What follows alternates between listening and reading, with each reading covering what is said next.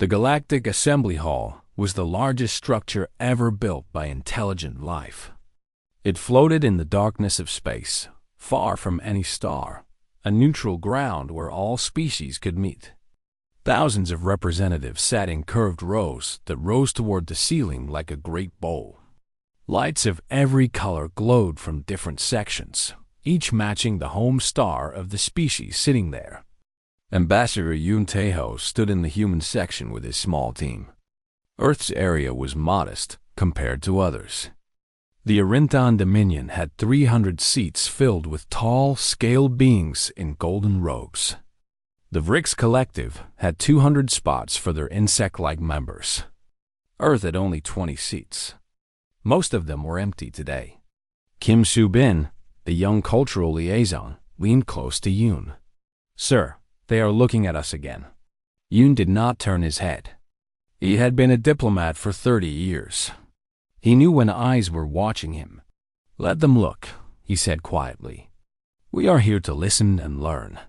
The High Speaker of the Arinthon Dominion walked to the central platform. His name was Veltrix, and he was ancient, even by his species' long standards. His scales had turned from green to silver with age. When he spoke, his voice filled the entire hall through translation devices. "Today we discuss the future of the Galactic Union," Veltrix announced. "We must decide who deserves a voice in our great decisions. Who has earned the right to shape our destiny?" Soo-bin felt her stomach tighten. She knew what was coming. Veltrix turned slowly, his yellow eyes scanning the assembly until they landed on the human section. "For 80 years, Earth has been part of our union. And in that time, what have they contributed? What power have they built? What territory have they claimed?" Silence filled the hall. Every species watched. "Nothing," Veltrix continued. "Humans have built nothing. They have conquered no worlds. They have no empire. They spend their resources sending medicine to sick planets. They send engineers to fix broken cities. They send teachers to poor colonies." He made a sound that the translator turned into laughter. "They are the galaxy's charity workers, the servants of the stars." Laughter spread through the assembly. The Vrix clicked their mandibles in amusement. The Torvans stomped their feet. Even smaller species who had received human aid joined in the mockery. Soo-bin's face turned red with anger. She started to stand, but Yoon placed a gentle hand on her arm. "Wait," he whispered. "Listen. Earth asks for a permanent seat on the High Council," Veltrix said, his voice dripping with contempt. "A species with no fleet, no weapons, no will to fight wants to sit among the great powers of the galaxy." He shook his head slowly. "I say no. Kindness is not strength. Charity is not power. Earth has not earned its place among us." The council arbiter, an ancient being named Morith, who had lived for 10,000 years, raised one of his many arms. "Does the Earth representative wish to respond?" Yoon stood slowly. Every eye in the hall turned to him. He was not tall or impressive. He wore a simple gray suit with no medals or decorations. His hair was gray at the temples, and his face showed the lines of someone who had smiled often in his life. "I would like to speak," he said calmly. Veltrix waved a dismissive hand. "The Assembly has heard enough from Earth. They may submit their words in writing. We have more important matters to discuss." A murmur went through the crowd. Some species seemed uncomfortable with this rudeness, but none of them spoke up. Yoon simply nodded and sat back down. Soo-bin looked at him with wide eyes. "Sir, you cannot let them." "I can," Yoon said softly. "And I will." Words spoken in anger are words wasted. The assembly continued with other business. Trade agreements, border disputes, mining rights. Hours passed. Soo-bin could barely concentrate. She kept thinking about the laughter, the mockery, the way Veltrix had looked at them like they were insects. Then the alarms began. Red lights flashed across the hall. Every translation device buzzed with the same message. Emergency distress signal received. Arbiter. Morath raised his ancient arms, and the hall fell silent. A hologram appeared in the center of the room, showing a planet covered in green forests and blue oceans. It was beautiful. The Veluxi homeworld, Morath announced. They are under attack. The hologram changed. Dark shapes moved across the planet's surface. Millions of them. They looked like shadows with teeth, consuming everything in their path. The Dread Swarm, someone whispered. The name spread through the hall like a disease. Fear touched every face. The Dread Swarm was older than most civilizations. It traveled through the galaxy like a plague, consuming entire worlds for resources before moving on. No one knew where it came from. No one knew how to stop it. The only strategy was to run and hope it chose a different direction. The Veluxi request immediate military assistance, Morris said. They cannot evacuate their entire population in time. They need ships. They need soldiers. They need help. Silence. Veltrix stood slowly. The Arinthan Dominion offers our sympathy. But we cannot risk our fleet against the swarm. The losses would be too great. The Vrix representative clicked in agreement. The collective will not sacrifice our soldiers for a lost cause. One by one, every major power refused. The Tarvan said no. The Nethrix said no. Even the smaller species who might have helped said nothing. They were too afraid. The Veluxi representative, a being with soft gray fur and large sad eyes, lowered his head. His people were going to die. Everyone in this room was going to let it happen. Then Yunteho stood up. The hall went quiet. Veltrix turned to look at him with an expression of disbelief. Earth will help, Yun said simply. We will send everything we have. For a moment, no one moved. Then the laughter began again. Louder this time. Crueler. The charity workers will save them? Veltrix said, his voice full of amusement. With what? Medical supplies? Good intentions? He stepped closer to the hologram of Yoon's face. You have no fleet, human. You have no weapons. You will die alongside the Veluxi, and nothing will change. Yoon's expression did not change. He looked at Veltrix with calm, steady eyes. You misunderstand what kindness requires, he said quietly. Veltrix laughed again. Let the kind ones die with the weak. It will be a fitting end for both. The assembly returned to other business. No one paid attention as the human delegation quietly left the hall. No one noticed Yoon speaking into his communication device. No one saw the small smile that crossed Subin's face when she heard what he said. Admiral Park, Yoon said softly. Wake them up. Wake them all up. Somewhere far away, in the darkness beneath Luna's gray surface, lights began to turn on. Engines that had been silent for decades began to hum. And humanity's true face began to emerge from the shadows. The galaxy had laughed at Earth's kindness. They were about to learn what that kindness was built upon. Deep beneath the surface of Luna, Admiral Park Ji-Yan walked through corridors that had been dark for years. With each step she took, lights flickered on ahead of her. The facility was waking up. Everything was waking up. She was a small woman with sharp eyes and gray hair cut short. Her uniform was simple and black with no decorations except a small Earth symbol on her shoulder. She had commanded the Shadow Fleet for 15 years, and in all that time, she had hoped she would never need to use it. That hope was gone now.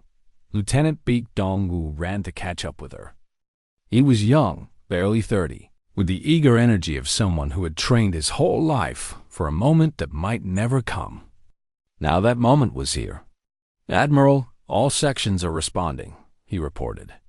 The 1st through 7th carrier groups are powering up. Fighter squadrons are moving to launch positions. The supply ships are loading. Park nodded without slowing down. And the shipyards? Active, ma'am. The reserve fleet is coming online. We will have full strength within 6 hours.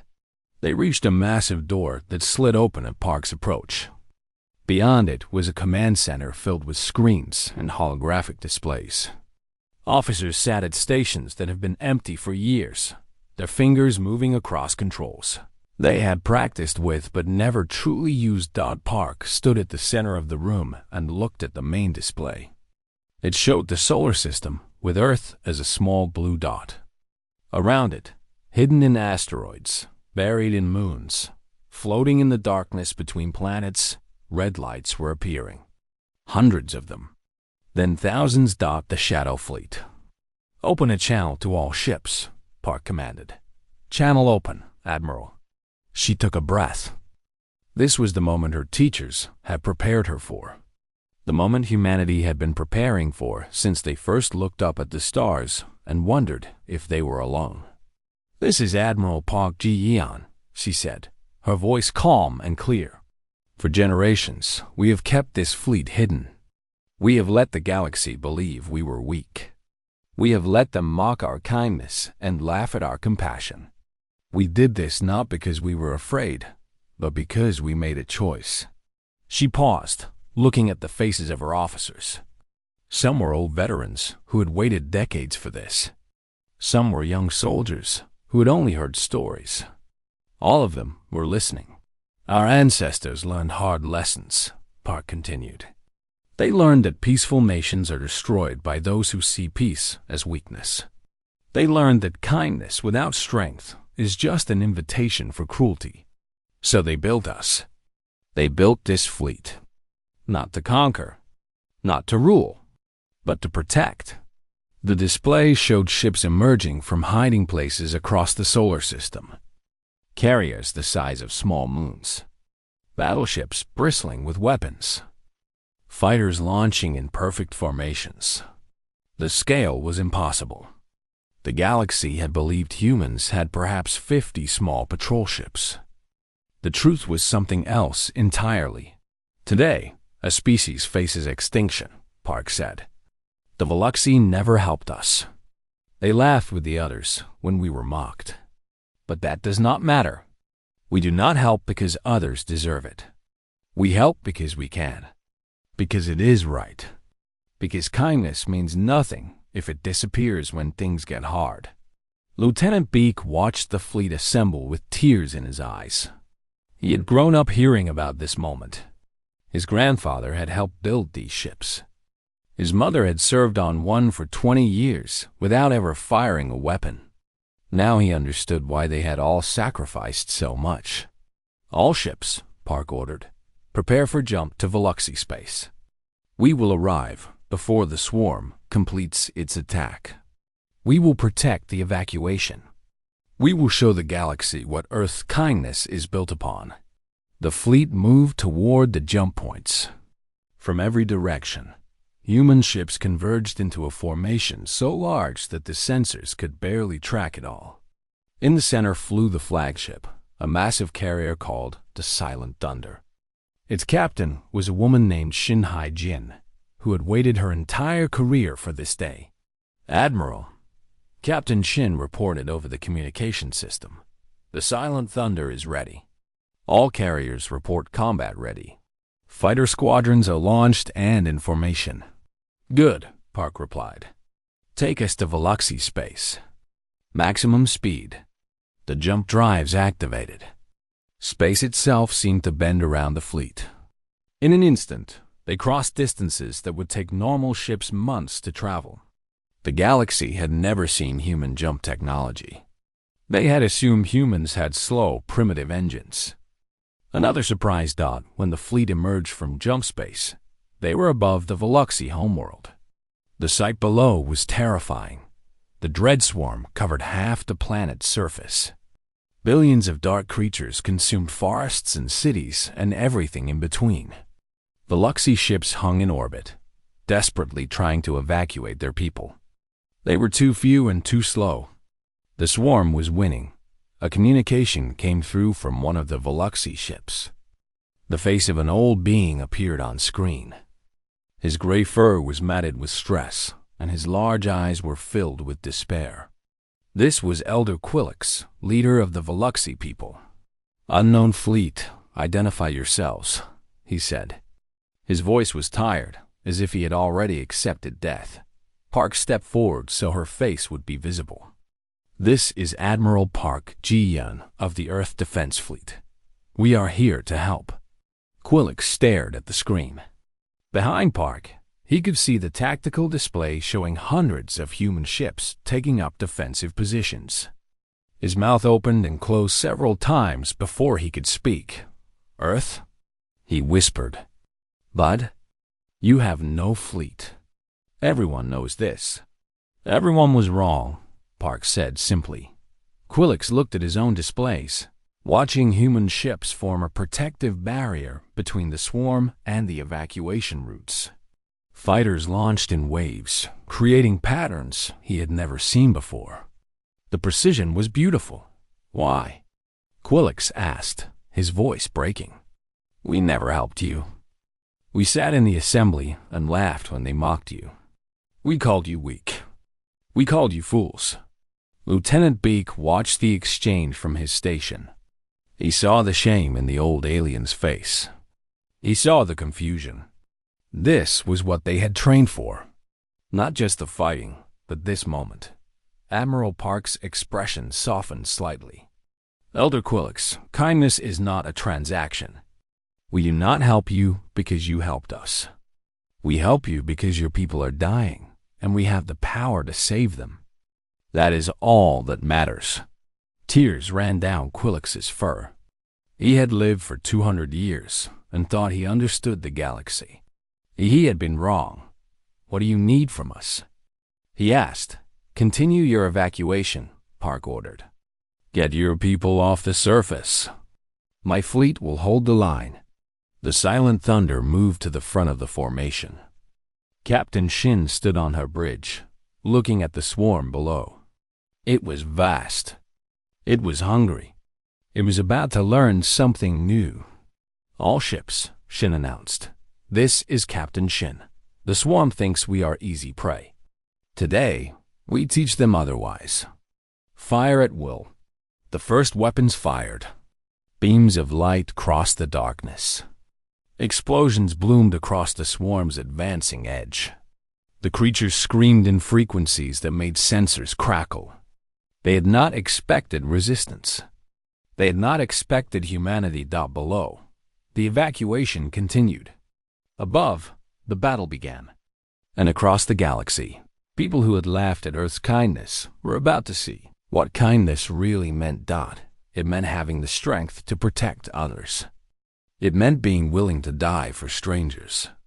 It meant choosing to be gentle, even when you could be terrible. The swarm had consumed hundreds of worlds.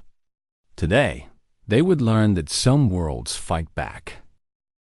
The ground shook beneath Sergeant Major O.J. Min's boots as he led his soldiers through the burning city. Above them, the sky was filled with fire and light as the space battle raged on. But down here, the war was different. Down here, it was personal. "Keep moving," O shouted to his squad. "The evacuation point is 2 kilometers ahead. We stop for nothing." His soldiers ran through streets filled with smoke and debris. They wore heavy armor and carried weapons designed to kill creatures that had destroyed entire civilizations. But their mission today was not killing. It was saving. Private First Class Noe Yunbai was the youngest in the squad. She was 22 years old and had never seen real combat before today. Everything she had learned in training seemed small compared to this chaos. The screams of the swarm filled the air like a constant thunder. The ground vibrated with the movement of millions of creatures. "Contact left?" someone shouted. A wave of swarm creatures burst through a collapsed building. They were dark and shapeless, with too many legs and mouths full of teeth. They moved like liquid shadow, fast and hungry. "Open fire," O commanded. The squad fired in unison. Bright beams cut through the darkness. Swarm creatures fell, their bodies dissolving into black smoke. But more came. Always more. Grenades! All ordered. Push them back. Explosions shattered the swarm's advance. The creatures screamed and retreated, regrouping for another attack. O used the moment to move his people forward. Yumbai ran beside a young Veluxi civilian who was carrying a smaller creature, probably a child. The civilian's fur was matted with ash, and his eyes were wide with terror. "Stay with me," Yumbai told him. "I will protect you." The civilian looked at her human face with confusion. She was an alien to him. Her species had been mocked and dismissed. Yet here she was, risking her life for his child. "Why?" he asked, the same question everyone kept asking. Yumbai did not have time to answer. More swarm creatures appeared ahead of them. She pushed the civilian behind her and raised her weapon. The creatures lunged. She fired. 2 kilometers felt like 200 in this nightmare. At the field hospital behind the front lines, Dr. Lee Yuna worked without stopping. Her medical tent was filled with wounded soldiers and civilians. Human blood and Veluxi blood covered her hands. She did not care about the difference. To her, they were all just patients who needed help. "I need more plasma," she shouted to her assistants. "And get me another surgical kit. This one is running low." A Veluxi medical officer approached her cautiously. His name was something she could not pronounce, so she had started calling him Doc. He had been hesitant to work with humans at first. Now he followed her orders without question. "Dr. Lee," Doc said, "there are more wounded coming in. We do not have enough beds." "Then we make more beds," Yuna replied. "Clear that storage area. Use anything that can hold a body. No one gets turned away." "But the human soldiers are the same as everyone else," Yuna interrupted firmly. "I treat whoever needs me most. Species does not matter. Pain does not ask for identification." Doc stared at her for a moment. Then he nodded and ran to prepare more space.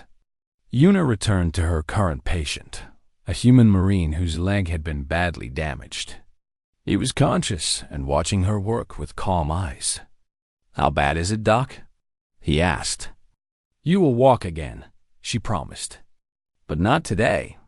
I need you to rest. My squad is doing their job. Now let me do mine." She finished the emergency treatment and moved to the next patient, a Veluxi child with burns across her small body. The child whimpered in pain. Yuna spoke softly as she worked, using the calm voice she had learned helped patients relax. "You are very brave," she told the child. "This will hurt for a little while, but then it will feel better. I promise." The child's mother stood nearby, weeping. She reached out and touched Yuna's arm. "Thank you," she whispered. "Thank you." In orbit, the battle had reached its critical point. The swarm had adapted. It had recognized the human ships as the real threat and was now focusing its attack on the command vessels. The Silent Thunder had taken heavy damage. Fires burned on 3 decks. Life support was failing in the lower sections.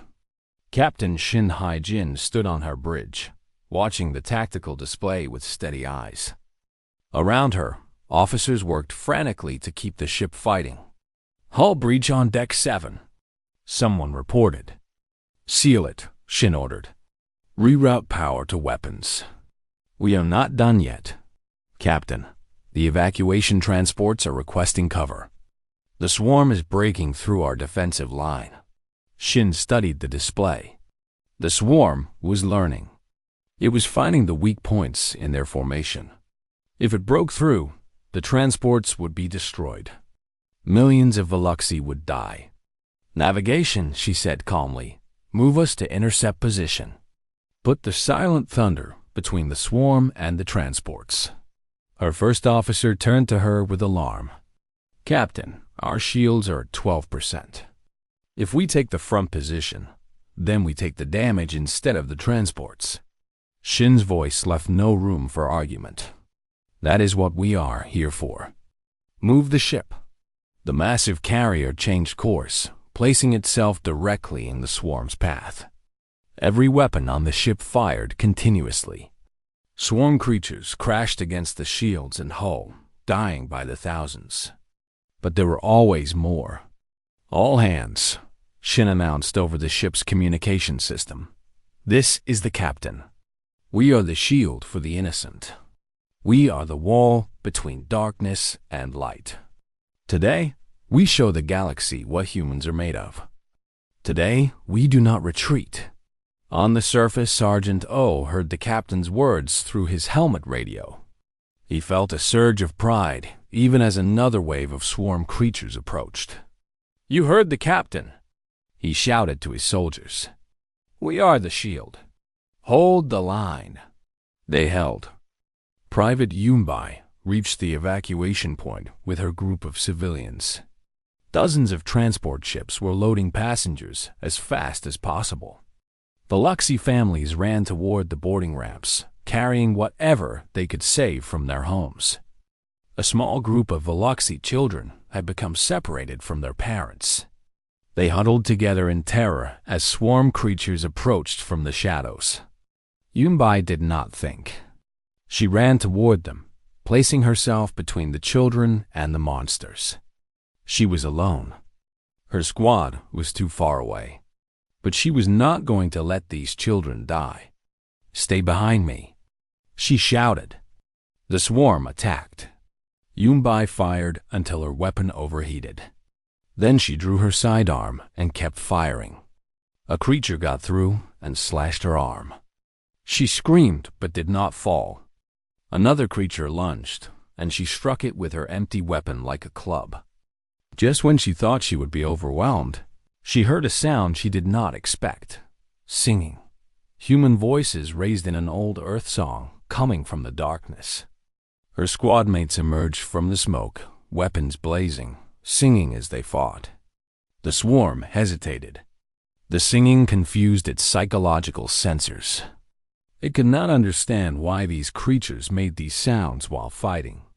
It could not understand creatures who faced death with songs instead of screams. A Veluxy commander fighting nearby heard the singing and felt something change inside him. These humans were insane. They were beautiful. They were everything the galaxy had failed to be. "What is that sound?" he asked, as they fought side by side. Smiled grimly as he cut down another creature. "It is an old song from our homeworld. We sing it when we are afraid." "Why sing when you are afraid?" "Because fear is a choice," answered. "And we chose something else." The Veluxy commander looked at the human soldiers singing in the middle of a battlefield. He looked at the children being carried to safety. He looked at the sky where human ships burned to protect his people. Then he raised his own voice and joined the song. His soldiers looked at him with shock. Then, one by one, they began to sing too. They did not know the words. They made up their own. But the melody spread through the battle line, a defiant sound that rose above the swarm screaming. For the first time in the history of this war, the swarm began to retreat. Across the galaxy, billions of beings watched. The battle at SciFiPrime was being broadcast on every frequency. News networks from 1,000 worlds had sent drones to capture the footage. What they showed was changing everything. On the Arinthan homeworld, High Speaker Veltrix stood in his private chambers, staring at a massive screen. His golden robes hung loose, forgotten. His staff had stopped speaking to him hours ago. No one knew what to say. The screen showed human ships burning in the darkness of space. It showed human soldiers dying on alien soil. It showed doctors treating wounded enemies with the same care they gave their own. It showed a species that had been mocked for its kindness now bleeding for strangers who had never helped them. Veltrix watched a human medic carry a Veluxy child through fire. He watched a human captain refuse to abandon her dying ship. He watched soldiers sing while they fought, their voices somehow rising above the screams of monsters. Why? Veltrix whispered to the empty room. Why would they do this? He had lived for 800 years. He had conquered 12 systems. He had crushed rebellions and negotiated treaties and shaped the destiny of his species. He understood power. He understood strength. He did not understand this. His communication device buzzed. It was his military advisor. "Hi, Speaker. Our border sensors have detected swarm movement. They appear to be sending a secondary force toward Orinthon space." Veltrix felt cold. If the swarm came for his world, who would help? He had made sure that the galaxy saw kindness as weakness. He had laughed at Earth. He had convinced others to laugh too. Now, when his people needed allies, who would come? "How long until they reach our borders?" he asked. "Approximately 3 weeks at current speed." 3 weeks. His fleet was powerful, but the swarm was endless. Without allies, without help, his civilization could face the same fate as the Veluxi were facing now. Except no one would come to save them. In the Galactic Assembly, an emergency session had been called. The hall was full again, but the mood was different. Representatives who had laughed at Earth now sat in uncomfortable silence. The mockery felt shameful now. It felt small. Ambassador Yoon Tai-ho sat in the human section with Kim Soo-bin beside him. They had been watching the same broadcasts as everyone else. They had seen the reports of casualties. Human casualties. Their people were dying out there. "Ambassador," Soo-bin said quietly, "we have lost 47 ships. 8,000 confirmed dead. The silent thunder is barely holding together." Yoon nodded slowly. Each number was a name. Each name was a family that would receive terrible news. He had known this would happen when he gave the order. He had done it anyway. "And the evacuation?" he asked. 70% complete. Elder Quillix believes they can save most of their population if the fleet holds for another 6 hours. Then we hold for another 6 hours. The Assembly Arbiter Morith called for attention. His ancient form seemed tired, as if even he was struggling to process what was happening. "This emergency session will now hear from representatives who wish to speak," Morith announced. "The floor is open." For a long moment, no one moved. Then, a representative from a small species called the Nulvari stood up. His people had been saved by human aid ships 20 years ago, when their atmosphere began to collapse. "I wish to address the assembly," he said. His voice was shaky, but determined. "You may speak," Morith replied. The Nulvari walked to the central platform. He was small and fragile-looking, with thin limbs and large eyes. His species had no military, no political power. They had survived only because others had helped them. 20 years ago, my world was dying," he began. "We had no resources. We had no allies. We sent distress signals to every major power in the galaxy. No one answered. Except Earth." He paused, looking around the hall. Many representatives could not meet his eyes. Human ships arrived with supplies and engineers. They worked for months to repair our atmosphere processors. They asked for nothing in return. When I asked their captain why they had come, she said something I will never forget. She said, "We help because we can. Because it is right. That is what kindness means." His voice grew stronger. "I sat in this hall and listened to you mock them. I heard you call them weak. I heard you laugh. And I said nothing." Tears appeared in his large eyes. "I was a coward. But they were not. They never were." He turned to face the human section directly. "Earth does not need to prove its strength. We are watching them die for people who mock them. If that is not strength, then the word has no meaning." He walked back to his seat. The hall remained silent. Then another representative stood. and another. Species who had received human aid began sharing their stories. Medical ships that had saved plague victims. Engineers who had rebuilt collapsed infrastructure. Teachers who had helped dying cultures preserve their knowledge. Each story was a thread in a larger picture. Earth had been building something for 80 years. Not an empire. Not a military reputation. Something else. A web of kindness that spread across the galaxy, connecting species who had nothing in common, except the memory of human compassion. Kim Soo-bin received a signal on her device. She read it and then leaned close to Yoon. "Sir, I have been asked to make a broadcast. They want Earth to explain why we are doing this." Yoon considered for a moment. Then he nodded. "Tell them the truth." Soo-bin stood and walked to the broadcast station. A holographic camera captured her image and sent it across the galaxy. She knew billions were watching. She took a deep breath. "My name is Kim Soo-bin," she began. "I am a cultural liaison for Earth's diplomatic corps. Many of you are asking why we are fighting for the Veluxy. Many of you are confused. You thought we were weak. You thought our kindness was foolishness." She looked directly into the camera. "We do not help because others deserve it. We help because we can. Because when we look at suffering, we cannot turn away. This is not weakness. This is what we believe strength should be used for." She paused. "Some of you are afraid now? You see the swarm spreading, and you wonder who will protect you. You wonder if your mockery has cost you allies. I want you to know something." Her voice softened but remained clear. "We already planned to help you. All of you. Before you asked. Before you apologized. Before anything changed. Because your mockery never changed who we are." Across the galaxy, beings watched her face on their screens. Some felt shame. Some felt hope. Some felt something they had never experienced before, a strange warmth that came from witnessing genuine goodness. On the Arinthan homeworld, Veltrix finally moved. He walked to his communication console and opened a private channel to the human delegation. "Ambassador." Yoon's face appeared on the screen.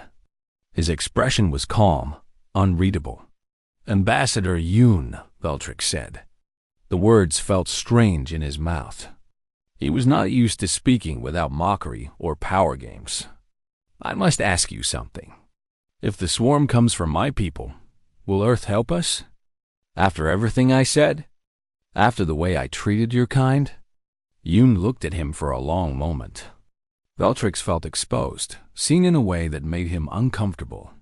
"High Speaker Veltrix," Yoon replied slowly. "We have already sent ships toward your border. They left 6 hours ago. They will arrive before the swarm does." Veltrix stared at the screen. "But I never asked. I never apologized. You did not need to," Yoon said simply. "Your people might die. We can help.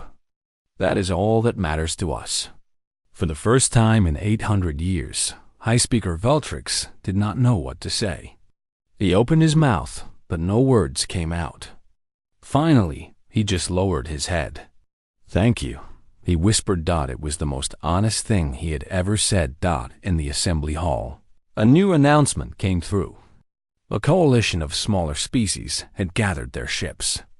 They were sending them to SciFiPrime, not because they had to, not because they would gain anything, but because they had watched humans die for strangers, and they were ashamed that they had done nothing. The tide was turning, not just in the battle against the swarm, but in something larger, something that had been broken in the galaxy for a very long time. Kindness was spreading, and for the first time, it was not being mocked. The combined fleet of humans and their new allies pushed the dread swarm back beyond the edge of explored space.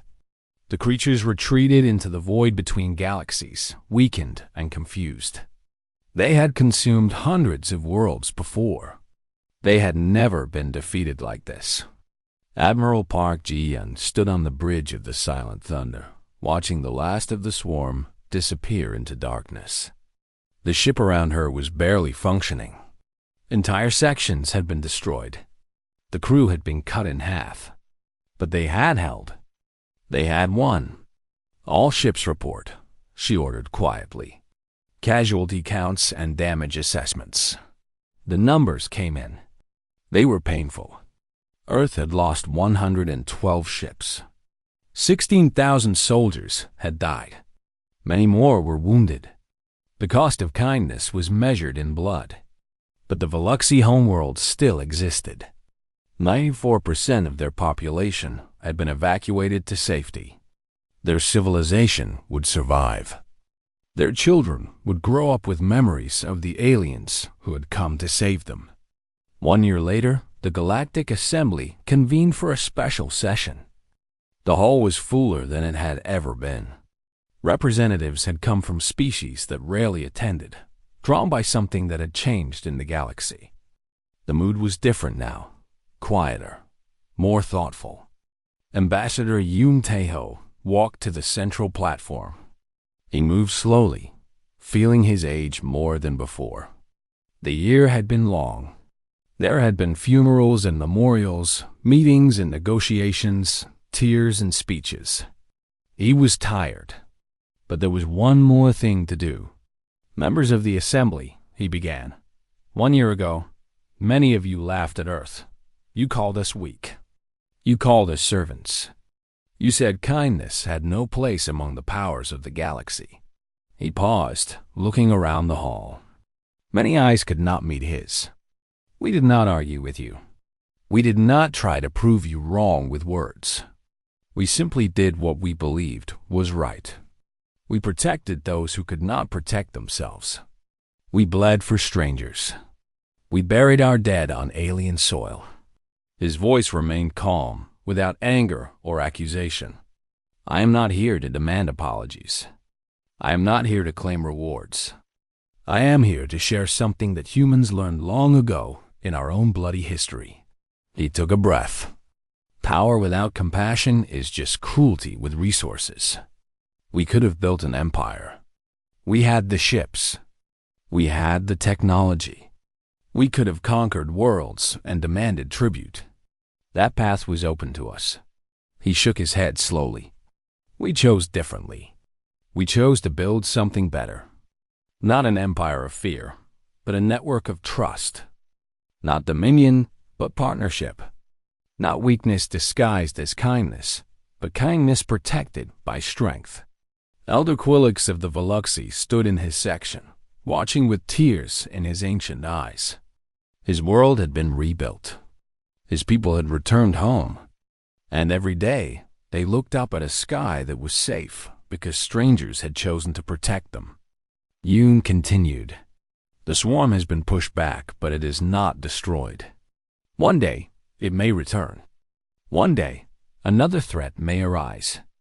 When that happens, I hope you will remember what happened at SciFiPrime. I hope you will remember that kindness and strength are not opposites. They are partners." He stepped back from the podium. "Thank you for listening." For a moment, silence filled the hall. Then High Speaker Veltrix stood. The old Orinthan walked slowly to the central platform. His golden robes seemed less impressive now, his scales duller. But there was something in his eyes that had not been there before, something that looked almost like humility. "I have lived for 800 years, Veltrix said. "I have seen empires rise and fall. I have watched civilizations destroy each other over pride and resources. I thought I understood how the galaxy worked." He turned to face the human section directly. "I was wrong. I mocked Earth because I did not understand what I was seeing. I called compassion weakness because I had forgotten that there are other kinds of strength." His voice grew stronger. 1 year ago, humans came to my private channel and told me they had already sent ships to protect my borders. Before I asked, before I apologized, before I did anything to deserve their help." He paused. "I have spent this year thinking about that moment. I have asked myself, would I have done the same? Would I have protected those who laughed at me? He lowered his head. The honest answer is no. I would not have. And that is my shame to carry. Veltrix raised his head again. Today, I propose something new. A doctrine that will change how we treat each other in this galaxy. I call it the Earth Doctrine, and it is simple. We help those who need help. Not because they deserve it, not because they can pay us back, but because helping is what civilized beings should do. A murmur went through the assembly. This was unprecedented. The Arinthan Dominion had been built on power and domination. For their leader to propose such a thing was revolutionary. I do not ask for forgiveness, Veltrix continued. I do not expect trust.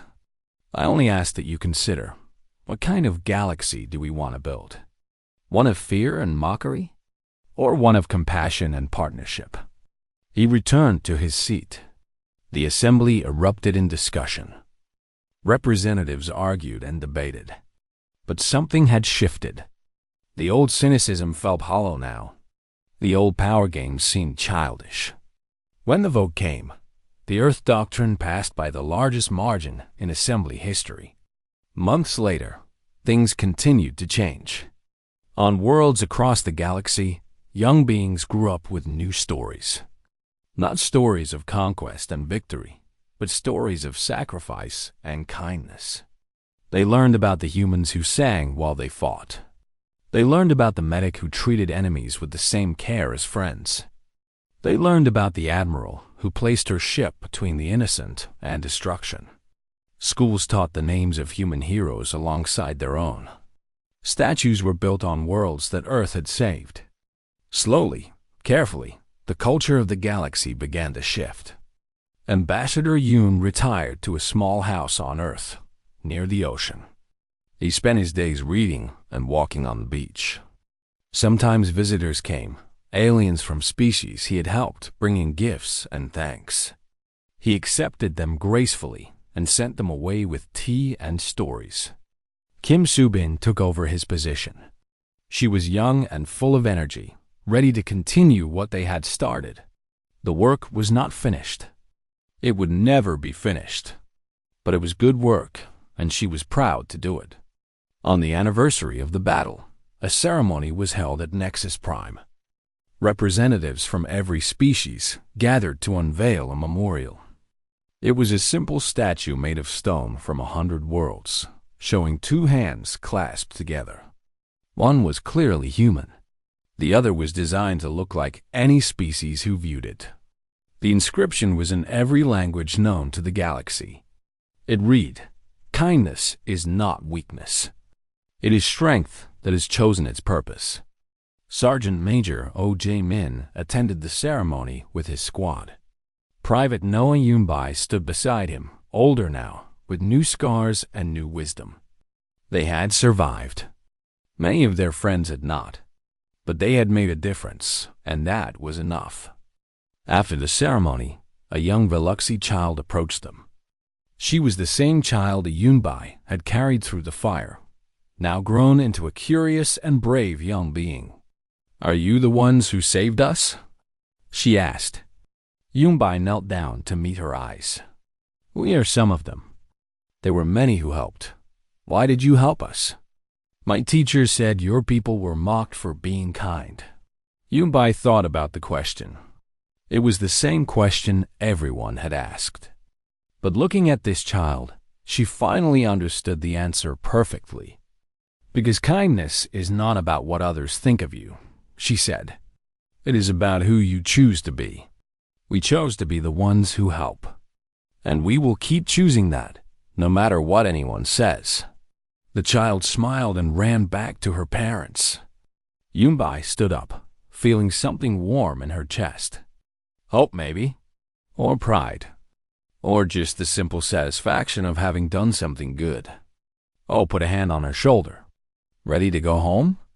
She looked up at the stars, at the vast galaxy that had once laughed at her people. The laughter had stopped. In its place was something better. Something that might actually last. "Yes," she said. "Let's go home." And across the stars, for the first time in galactic memory, kindness was no longer mocked. It was honored. It was protected. It was finally understood. The end.